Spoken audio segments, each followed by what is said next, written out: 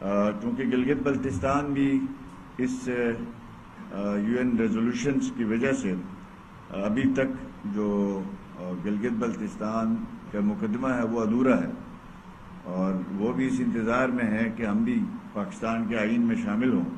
لیکن اس میں جو رکاوٹ ہے وہ سب سے بڑی وہ یہی ہے کہ ہم بھی اس یونائٹڈ نیشن کے ریزولوشنز کا ریاست جموں و کشمیر کا حصہ ہیں. میں خود، میری اپنی فیملی جو ہے وہ مقبوضہ کشمیر سے مائیگریٹ ہو کے آئی ہے گلگت میں. میں خود 2006 سے 2009 تک پگواش کا اور CDR کا ممبر رہا ہوں. اس دوران مجھے سری نگر 2 دفعہ جانے کا اتفاق ہوا، جموں جاتے رہے، دلی جاتے رہے، اس پار کشمیر کی لیڈرشپ سے ملنے کا موقع بھی ملا. میں نے ذاتی طور پر محسوس کیا کہ ہمارا کشمیر سے گلگت بلتستان اور GB کے آزاد کشمیر کے درمیان دوریاں پیدا ہو رہی ہیں. تو مجھ پہ تنقید بھی اس لیے بھی ہوتی ہے وہاں پہ، اس لیے کہ میں بذات خود قوم کے لحاظ سے بھی کشمیری ہوں. تو مجھ پہ الزام لگایا جاتا ہے ہمارے مخالفین کی، یہ کشمیر میں ضم کرنا چاہتا ہے، فروخت کرنا چاہتا ہے. وہ اپنی جگہ کی بات ہے، مقامی سیاست ہے، وہ چلتی رہتی ہے.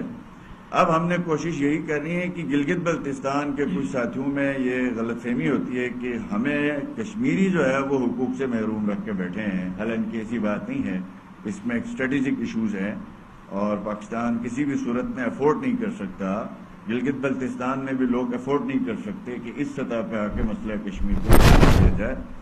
تو گلگت بلتستان کے حقوق کے لیے اور بھی ذرائع ہیں، اور بھی طریقے ہیں، ہم وہ طریقے اپنا رہے ہیں. تو مجھے خوشی ہے آج آزاد کشمیر اور گلگت بلتستان کے درمیان جو دوریاں تھیں وہ تقریباً ختم ہو گئی ہیں.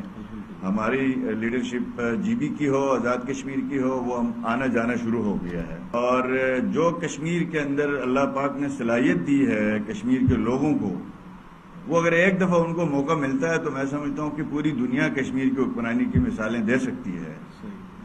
اس لیے آپ دیکھیں آج آپ کے ملک کا پرائم منسٹر خود وہاں سے کشمیر سے مائیگریٹڈ ہے، کشمیری ہے. میں ایک چھوٹا سا کارکن تھا، مجھے بھی ایک یہ موقع ملا. اور گلگت بلتستان میں مجھ سے پہلے جو نگران CM تھے وہ بھی کشمیری برادری کے تھے، اور مہدی شاہ صاحب تھے وہ بھی کشمیری برادری کے تھے. حالانکہ ہماری کشمیر سے مائیگریٹ ہو کے آنے والے لوگوں کی تعداد ٹوٹل آبادی کی 2% ہے.